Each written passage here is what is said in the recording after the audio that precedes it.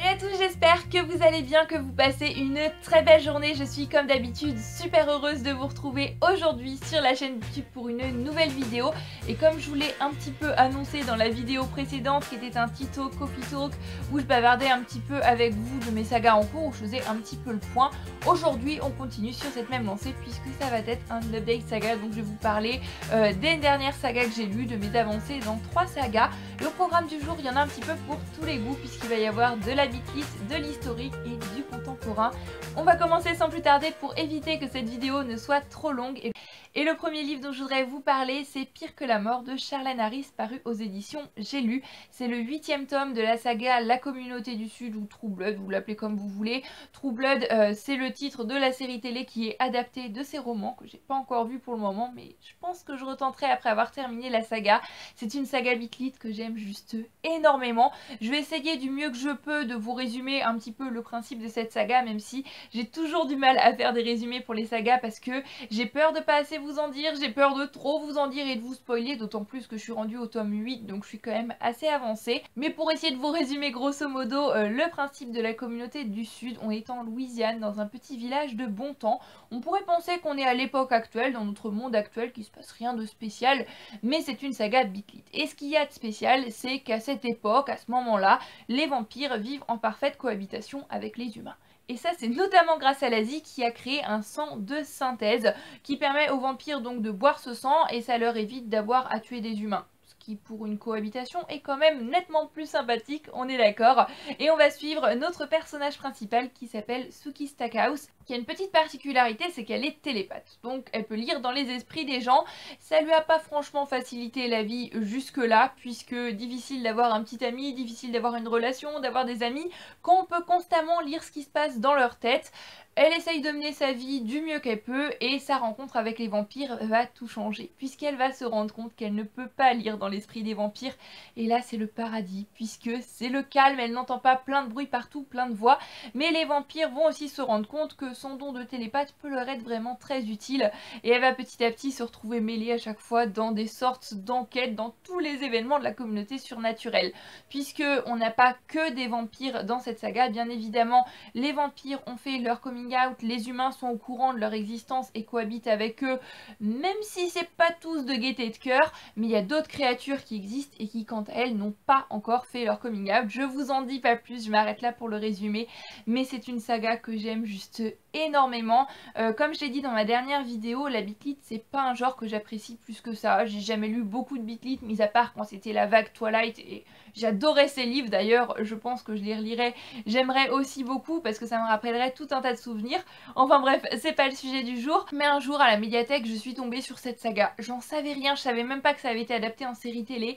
Je me suis lancée dans le premier tome et j'ai tout de suite été captivée. J'adore la plume de Charlène Harris, j'adore notre personnage principal Sookie Stackhouse. Ça a été bien sûr un grand plaisir de la retrouver dans ce tome 8 parce qu'elle a de l'humour, elle a beaucoup d'autodérision, elle a aussi un don pour se mettre dans des situations pas toujours tip top, mais voilà, Sookie, je l'adore. J'avais lu les tomes précédents il y a quelques temps déjà, donc j'avais un petit peu d'appréhension avec ce 8e tome. Je me suis dit oh là là, est-ce que je vais réussir à me souvenir de tout ce qui a pu se passer dans les tomes précédents? Et ce que j'aime beaucoup avec Charlène Harris, c'est qu'elle distille toujours un petit peu à travers les paragraphes des petits rappels de ce qui s'est passé avant, donc on n'est pas trop perdu. Mais c'est vrai que si on les lit à la suite, je peux comprendre que ça puisse faire répétitif, mais moi ça m'a absolument pas dérangé. Ce 8e tome, je l'ai juste complètement adoré, comme j'ai adoré le reste de la saga, et comme j'espère continuer à adorer ces livres avec les tomes qui vont suivre, parce que c'est génialissime. Ce que j'aime dans cette saga, c'est aussi l'univers, et au fil des tomes on découvre que cet univers s'affine, on découvre de plus en plus de créatures, de plus en plus de choses. C'est fascinant, il y a toute une hiérarchie, il y a tout un système d'organisation, c'est passionnant, on a toujours envie d'en savoir plus, on pense qu'on a découvert toutes les créatures possibles, mais non, Charlène Harris c'est toujours nous surprendre, c'est toujours amener des nouvelles relations, des nouveaux personnages, des nouveaux systèmes, des nouvelles choses, et c'est ça que j'aime aussi. À chaque tome je sais que je vais pas m'ennuyer, je sais que je vais avoir des montées d'adrénaline d'adrénaline, que je vais vivre tout un tas d'émotions aux côtés de Suki, aux côtés de tous les autres personnages aussi que je prends toujours un plaisir à retrouver. En ce 8e tome, je trouve qu'on a aussi pas mal de nouveaux personnages qui arrivent et des personnages très prometteurs, donc pour ça je pense que je vais pas trop tarder à poursuivre la saga. J'ai vraiment envie de savoir où Charlène Harris compte nous amener avec tout ça. En tous les cas, ce 8e tome, comme d'habitude, je l'ai tout simplement dévoré en 2-3 jours. C'est juste ultra addictif. On commence le livre et il se passe un tas de choses, des petits cliffhangers à chaque fin de chapitre, donc bien évidemment on a envie de continuer, on peut plus lâcher le livre, on a envie de savoir la suite. Et ça fait du bien, c'est vraiment une saga génialissime, je le répète encore une fois, donc ce 8e tome ne déroge pas à la règle, je l'ai énormément aimé, j'ai passé un très bon moment et j'ai hâte de poursuivre la saga. On passe maintenant à une duologie que j'ai terminée puisque j'ai lu Les Ombrelles de Versailles de Jean Diwo, paru aux éditions J'ai lu, qui est le 2e tome de la saga La Fontainière du Roi, dont je vous ai parlé cet été, il me semble que j'avais lu le 1er tome. C'est une duologie historique qui est passionnante, qui est juste génialissime, dont on ne parle pas beaucoup je trouve. À vrai dire, avant de tomber dessus dans la bibliothèque familiale, que ma grand-mère me dise il faut absolument que tu lises ce livre, tu vas adorer, tu vas apprendre tout un tas de trucs, c'est génial. J'avais jamais entendu parler de cette duologie et je trouve ça vraiment dommage parce que c'est juste ultra passionnant. Encore une fois, je vais essayer de vous faire un résumé du mieux que je peux. On va suivre le personnage de Clémence qui est la fille de François de Francine, fontainier du roi et qui va notamment participer à la construction de Versailles. Et Clémence va évoluer dans la construction de ces fontaines, dans la cour du roi, et c'est ça qu'on va suivre avec elle. On va vivre sa vie aux côtés de Molière, aux côtés de La Fontaine, on va assister au château de Vaux-le-Vicomte et à la colère de Louis XIV qui va amener à la construction du château de Versailles. On va assister à la vie à la cour, à la création de ces fontaines, on va rencontrer des grands noms de l'histoire, que ce soit des personnages historiques, politiques comme Louis XIV, Fouquet, que ce soit des personnages littéraires comme j'ai dit, on a Molière, on a La Fontaine, on a Madame de Sévigné, tout un tas de personnages de la littérature que j'ai adoré suivre, ça m'a vraiment donné envie de lire tous leurs livres, mais on va aussi découvrir d'autres personnages peut-être un petit peu moins connus comme François de Francine qui a réellement été le fontainier du roi, qui a créé des jeux d'eau juste incroyable. Il faut pas oublier l'époque à laquelle ça se déroule. On va aussi découvrir la Quintini avec les potagers. Voilà, c'est juste fascinant, c'est une plongée dans une autre époque, c'est tellement bien fait, tellement bien écrit. C'est une duologie que j'ai énormément appréciée. La période Louis XIV, c'est pas ma période de prédilection, c'est pas une période sur laquelle je sais beaucoup de choses, mais après avoir lu cette duologie, c'est une époque qui maintenant m'intéresse énormément. J'ai envie de lire plus de livres sur le sujet, j'ai envie de me renseigner, j'ai envie d'en apprendre plus, parce que c'est vraiment un voyage non seulement dans l'espace que j'ai fait avec cette duologie, mais aussi un voyage dans le temps. Et c'est aussi ça la magie des livres. Pour vous parler maintenant un petit peu plus de ce second tome, bien évidemment ça a été un plaisir de retrouver tous ces personnages et d'en découvrir aussi de nouveaux, puisque j'ai trouvé que dans ce second tome on parle un petit peu plus de Madame de Sévigné et à plusieurs reprises on va parler aussi de Bossuet. Bossuet qui était un grand homme d'église qui a notamment écrit de nombreuses oraisons funèbres pour des grands noms de l'histoire, et je suis tombée à Emmaüs il y a quelque temps sur un très bel ouvrage qui est un petit recueil de quelques-unes des oraisons funèbres de Bossuet que j'ai dans ma bibliothèque juste ici, et le fait de tomber là-dessus dans ce livre, ça m'a donné encore plus envie et je suis vraiment très contente d'avoir cet ouvrage. Après c'est un roman historique et on voit que Jean Diwo a fait beaucoup de recherches pour son livre, donc c'est vrai que par moments ça peut être un petit peu dense au niveau info historique. J'ai trouvé que le premier tome quant à lui était un petit peu plus romancé, même si la majorité des choses que va relater l'auteur sont des faits historiques qui se sont réellement passés. Là j'ai trouvé qu'on avait vraiment des descriptions de combats, des descriptions de guerre, plein d'événements comme ça qui étaient vraiment denses à lire. C'est le livre qu'il faut lire vraiment à tête reposée je pense. En tous les cas moi j'arrivais pas à le lire le soir avant d'aller me coucher, j'avais l'impression que j'avais vraiment pas toute ma tête sur ma lecture, pas toute la concentration que me demandait ce livre, mais j'ai appris beaucoup de choses avec ce second tome également. Dans ce deuxième livre on est un petit peu moins centré sur Versailles et on est plus au château de Marly. En commençant l'histoire bien évidemment je me suis dit château de Marly, je ne connais absolument pas, je ne sais pas où c'est. C'est bizarre, on parle pas souvent de ce château alors que c'est quand même un petit peu le second château de Louis XIV, là où il allait passer ses week-ends en comité un petit peu restreint. Donc bien évidemment après ça a titillé ma curiosité, je suis allée faire quelques petites recherches et le château de Marly n'existe plus, il a été détruit pendant la Révolution française et donc raison de plus je suis contente d'avoir appris son existence, d'avoir passé avec les personnages quelques temps à Marly. À travers ce livre, il y a aussi beaucoup de recherches qui ont été faites sur le monde de la médecine, notamment puisqu'on arrive au moment de la fin de la vie de Louis XIV, donc ça semble un petit peu logique. Et je dois avouer que je n'aurais pas du tout aimé vivre à cette époque pour la médecine. J'ai l'impression que la saignée était la solution à presque tous les maux. Voilà, des saignées presque systématiques. Mais il y a des sujets qui sont amenés au niveau de la médecine qui sont quand même assez intéressants. Comme je l'ai déjà dit, c'est un livre qui m'a donné envie de lire plein de livres de classiques de la littérature puisque j'ai eu l'impression de rencontrer ces auteurs à travers ces pages, notamment du théâtre avec Molière, Racine. D'ailleurs, ça fait un petit moment que j'ai pas lu de théâtre et ça m'a vraiment donné envie d'y remettre, mais aussi les lettres de Madame de Sévigné qui est vraiment très présente dans ce tome-ci et ça, j'ai vraiment beaucoup apprécié. Comme je le disais, j'ai trouvé que ce second tome était un petit peu plus dense, mais j'ai aussi trouvé qu'il y avait plus d'émotions, un petit peu paradoxalement, dans ce deuxième tome, et la fin m'a énormément touchée. Vous vous en doutez, une duologie que j'ai énormément aimée, que je ne peux que vous recommander encore une fois à 2000%. J'ai l'impression que c'est au moins la 10e fois de cette vidéo que je vous recommande cette duologie, mais vraiment ne passez pas à côté, encore plus si l'époque Louis XIV c'est une chose qui vous intéresse. Et même si c'est pas une époque qui vous intéresse spécialement comme c'était mon cas au début, ça a su m'intéresser et ça m'a donné une grande soif d'en savoir plus sur cette époque. Et j'aime ça, quand un livre me donne envie de m'instruire plus sur un sujet, d'en savoir encore plus, toujours plus. C'est génial. Très bon moment avec ce deuxième tome, vous vous en doutez, c'est pas un coup de cœur, mais la duologie dans son ensemble va rester un bon petit moment dans ma mémoire, ça c'est certain.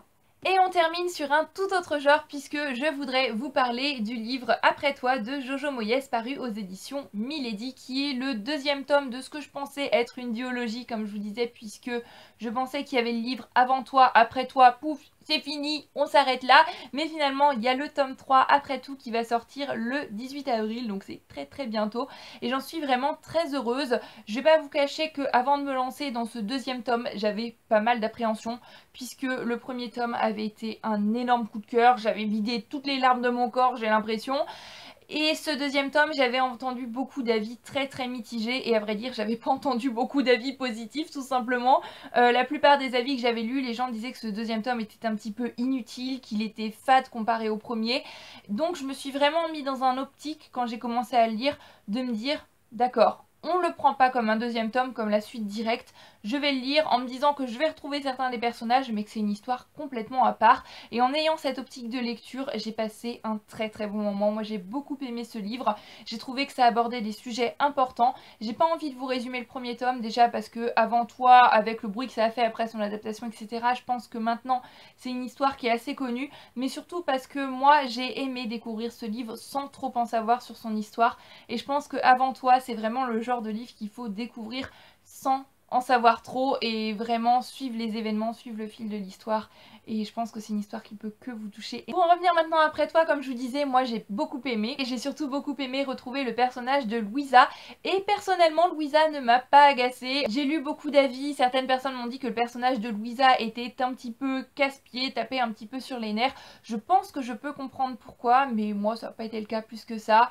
Tous les personnages, j'ai été contente de les retrouver, donc ça c'était bien sympa. C'est toujours ce qui est cool avec les sagas. Ce que j'ai surtout aimé, c'est le sujet principal de ce livre qui va être le deuil. Et j'ai trouvé que c'était traité avec beaucoup de justesse, que c'était très bien amené.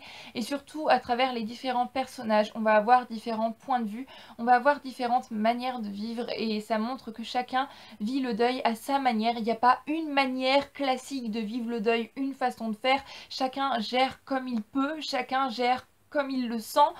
Et j'ai trouvé ça vraiment très beau, très bien fait. L'autrice a su me surprendre à quelques moments.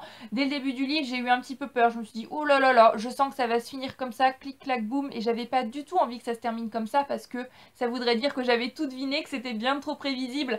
Mais non, elle a su me surprendre, elle a su me faire rire, me faire sourire, me faire avoir les petites larmes aux yeux. Mais je n'ai pas pleuré comme j'ai pu vider tous mes canaux lacrymaux comme c'était le cas avec le premier tome.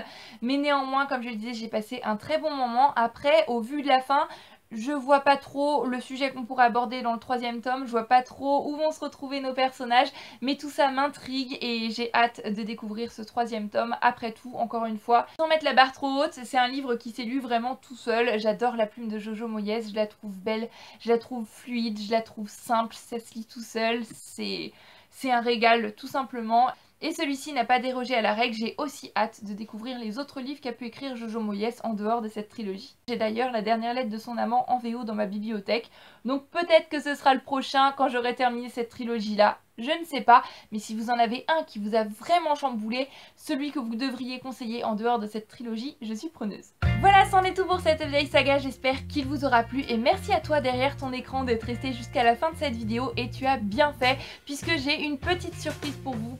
Comme d'habitude quand j'organise un concours, je ne le mets pas dans le titre, j'en parle juste à la fin de la vidéo puisque ceux que j'ai envie de remercier, ceux à qui j'ai envie de faire plaisir, à qui j'espère faire plaisir en tous les cas, c'est ceux qui suivent ma chaîne et j'ai pas envie d'attirer des gens qui viendraient juste pour le concours. Enfin bref, si on peut rembobiner juste au moment où je vous parlais de cette duologie géniale qui m'a énormément intéressée sur Louis XIV, donc la duologie La Fontainière du Roi, et bien je vous propose aujourd'hui de remporter le premier tome, donc La Fontainière du Roi de Jean Divaud, paru aux éditions J'ai lu. Encore une fois, c'est un livre que j'ai trouvé dans un magasin de charité, mais il est vraiment en très bon état, même s'il reste de seconde main, il y a une petite tache ici, mais vraiment le dos n'est pas abîmé, le dos n'est pas cassé ni rien. Je précise quand même, puisque je sais que ça pourrait déranger certaines personnes, mais généralement quand je vais faire des concours ce sera des livres comme ça que j'aurais trouvé en magasin de charité et j'aime beaucoup l'aspect seconde main et puis aussi l'aspect économique, je vais pas m'en cacher.